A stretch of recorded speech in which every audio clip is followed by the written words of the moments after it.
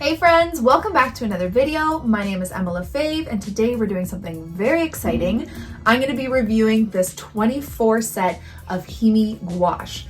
Now that's not the exciting part. The company who reached out to me to ask if I would like a set to try also sent me 5 more that I get to give away to you guys. So make sure you watch the whole video to find out all the details you need to enter this giveaway, and best of luck. Let's jump right into the video.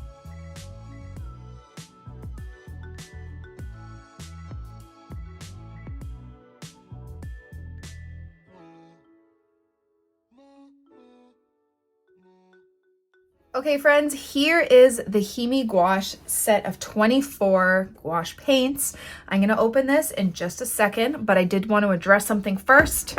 I do have the set of 18 colors that I actually use quite often. I have Winsor & Newton gouache, but I don't use it. I actually like these better simply because they are all open and available at all the same time. Now the question I've gotten about that is, do they dry out? And I've had these not open, they're sealed. They seal pretty tight with the lid, but open for 3 months. And they haven't dried out. There's a couple colors that are a little dry. And what I do before I use them is I spray them. So this pink is a little dry. And then you could always take like a a toothpick, and mix it up, add a little bit more water, and it's really as good as new. And that's after 3 or 4 months. So that's not too bad. I did watch a review where a girl had hers from like 2 years ago and they were pretty dry, and she was able to reactivate them again just by adding some water and mixing them up with her palette knife. So they don't dry out. And with gouache, they can always be reactivated with water, which is kind of the beauty of gouache. It looks kind of like an acrylic paint, but it dries matte and it can be reactivated with water. So if they do dry out, it's okay, you can reactivate them, but the seal on these are actually pretty nice and tight. So now that we've taken a look at my 18 set, let's take a look at the 24 set. I'm very excited about this. I love the green color. Okay, so this comes with a separate white palette, which is really nice. And this also comes with brushes. They weren't in there because I already took them out, but look how pretty these brushes are. And one really cool thing about these palettes are the color of the case that you get or the color of the brushes you get. But they come with 3 brushes. You have an 8 filbert, which is like that rounded tip, but also flat. You have a size 4 round with a really nice tip. And then you have a size 6 flat wash. All really great brushes to work with gouache. They're just so pretty. So they come in a little package in here. And then we have our paints. So if you've never seen these paints before, they are in these little jelly cups. And you just take off the wrapper, you put them back, and then it seals with the lid. So I'm gonna have to go through and take off all the wrappers of this. So this is gonna take a while. So let's speed this up, and you guys can also take a peek at the colors that come with it. So here they are all unwrapped, beautiful, creamy looking, just awesome. And now we're gonna swatch. So because some of the color or the paint is left on the plastic lid of each paint, I decided to use that for swatching, so I did not waste any. You could also scrape it off and put it back into the jelly cup because there is quite a bit of paint when you take it off, but that's okay. Also, the color names are on the back of the container. So they're at the bottom. There's like a little, kind of, not a swatch card, but like a little reference. And it does have it in, I believe it's Chinese as well as English. So you do have the names of the colors, and I love the colors in this palette. Some of them are the same as the 18 set, but I feel like you get a couple more like pastel-y colors, like that purple and pink right above the orange. And then this periwinkle blue at the bottom, which is like my favorite.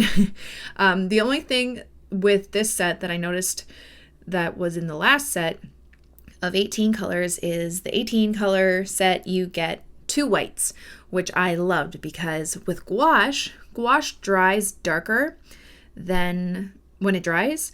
Like I just said, it dries darker than how it is when it's wet. So you might want to use a lot more white in your paintings to really lighten up these colors. And having 2 whites in the set of 18 was really helpful. But because I have my set of 18 as well, I will probably use that white. But they are all very nice. I drew a black line to see how much coverage there is, and I feel like if I layered a bit more, there would be more coverage, but it was pretty decent. Okay, so now that we're done swatching, let's get to painting. As you can see, I kind of have already used this palette and these 2 brushes. I've been playing around the past couple days since I actually shot that swatching part of the video. So now we're gonna paint, and I was thinking I have these cards. They're just cardstock pre-cut cards that I got from Michael's. So let's create some simple floral greeting cards with this gouache. So like I said, this is cardstock. It's fairly thin, but we're gonna see how the gouache reacts on it. Usually a smoother surface works the best anyway. I don't know if it's thick enough, but we're gonna give it a go. And let's just start. So I'm going to work on 1 card at a time. And I'm gonna start by doing a background on the 3 cards. Then I'm gonna let it dry, and then I will do the florals on top. So I want to think of my color palette for this. I'm thinking like bright and summery. So let's do some fun, bright colored backgrounds. Okay, so I started to layer the background, and for the first background, I wanted to do a nice soft yellow. So I mixed quite a bit of white with my yellow. And what I have learned with gouache is that your base layer needs to be quite thin because gouache reactivates with water. So if you are layering something on top, if you have a thick layer at the bottom, once you layer some more water or paint on top of that, it may react the layer underneath. So if you have a thick layer of paint on the bottom, and say I start doing blue florals on top of this, it is going to mix, activate that yellow, and it's going to mix, and then it will become kind of like greeny or whatever color you use on top. It will start to mix. So you want to do quite a thin layer for your base. For the blue background, I was actually having a harder time getting a nice thin layer. It looked a bit streaky. So you'll see I do add another layer on top.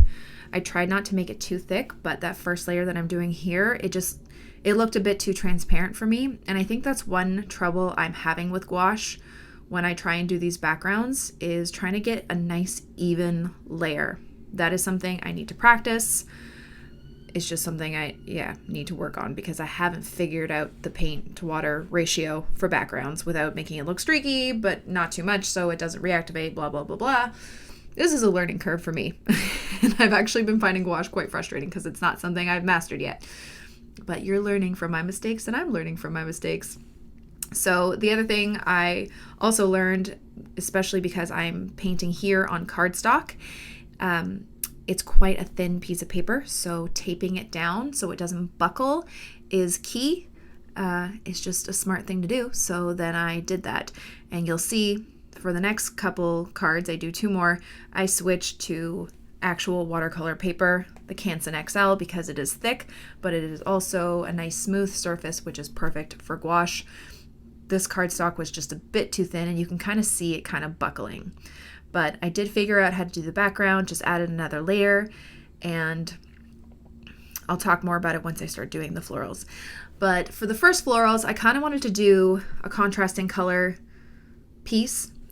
So yellow and purple are contrasting colors, so I decided to do that yellow background and purple lilacs, which was nice. And working with this is so different than watercolor, and like I said, it's a learning curve, something that I'm working on. I am by far not perfect at this by any means. It kind of frustrates me quite often, but I'm working on it. So I just used the shape of my brush to create these little petals kind of going around in a circle as they get thicker to the bottom, and then more teardroppy shapes closer to the tip. I feel like I should have stopped right there and then did some leaves, but I kept going, and it just ended up being a bit out of, what's it called? It wasn't centered. That's what I'm trying to say. But it's okay, and it's still pretty cute. Then I add some darker purple in there just for a bit more shadow. I think this is something that I want to try working on a bit more too, just like the lilac. I feel like I could have done a nice like base of purple, like a cone shape underneath, and then layered some lighter petals on top. But something I'm definitely gonna play with and practice, because this is not perfect by any means. And then I mixed a nice green, tried to get a natural-ish kind of green, but a bluey green, just to have fun with it, and did some nice large leaf shapes at the bottom. Just kept going around and around. And then I added some lighter green on top of the leaves. That's one thing I have also learned with gouache, is kind of to make it more, three-dimensional. Add those lighter bits.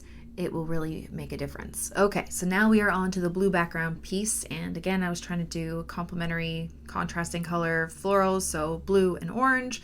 So I did a light blue and a peach.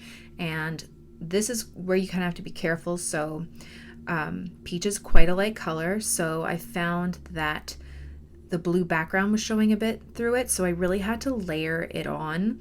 And that's where you have to keep in mind. If I had a really thick layer for the blue background, it would reactivate it the more brush strokes I had with that peach, and then it would start to mix and create kind of a brown. So that is something to play around with and kind of figure out on your own. How much paint is too much paint. And yeah, so this was a little frustrating. I put a little bit of white kind of like stamens there. I also find it's best sometimes wait for it to dry, step back and see how it dries, because when it's wet, it can be quite deceiving. So wait for it to dry and then maybe layer some lighter areas on top. So I just did some long tulip leaves. I like how this one actually turned out. The colors were really pretty. But yeah, I found the peach flowers were a little bit frustrating just because I didn't know if they were dark enough. So I waited for them to dry and then did a bit more white on top after. But yeah, just it's all about practice. And then added that light green on the stems and leaves to give it more dimension and shadow. So there's the light adding to it, and a little bit of black for the stamen. Okay, so now we're on to these. You did not see the first part because guess what? This was such a frustrating day. I'm going to be so honest. I tried to do those 2 cards at the beginning, which they were okay, but I was having a lot of trouble with them. And then I scrapped doing the cards. This is done on the Canson watercolor paper, and I didn't film the whole first part of it. But I was not about to redo it because I had already had such a hard time with the other 2. I felt like I was struggling, and I was in a really bad mood that day when I was painting this.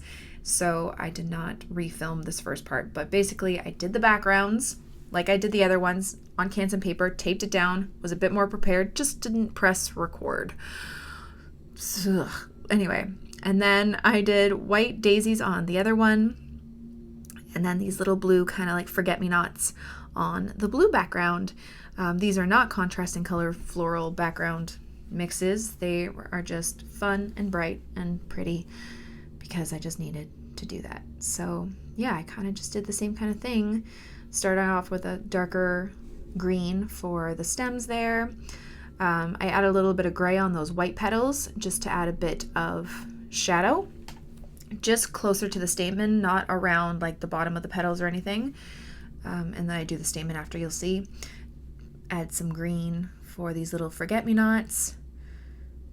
And just kept going. So I'm going to let you watch this in peace. Okay, so I lied. Actually, I'm not going to let you watch this in peace because as frustrating as this video was to film because I was having a bad day, I'm extremely excited to give away 5 of these palettes because I do love them. 24 colors, beautiful colors, and 3 brushes. This is a great palette, and I'm so excited to give you guys some of these. So here are the details for the giveaway. I do apologize. This giveaway is only available for North America, so Canada and the States.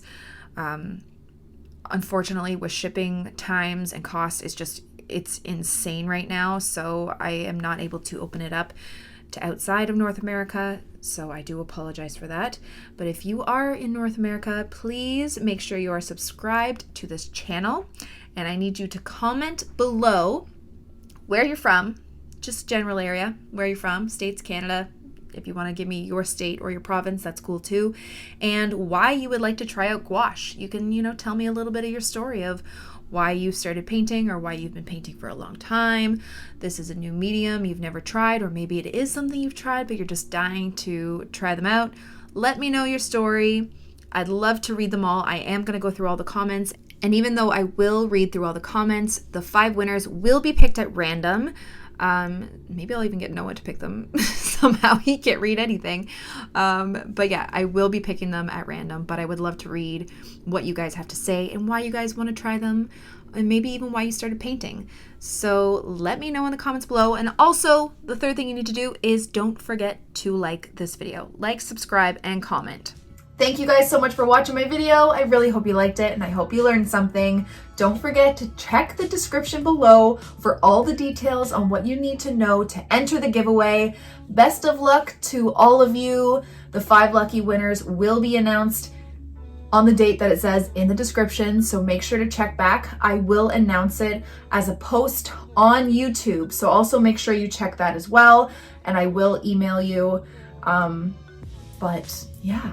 Best of luck to you guys, and I'm so excited to do this. Thank you so much to the company who gave me these to try out and to share with you guys. So grateful that this is my job. It's super fun, and I really have all of you guys to thank. So I hope you guys all have a wonderful day. Don't forget to subscribe to this channel and follow me on Instagram for even more. See you guys later. Bye.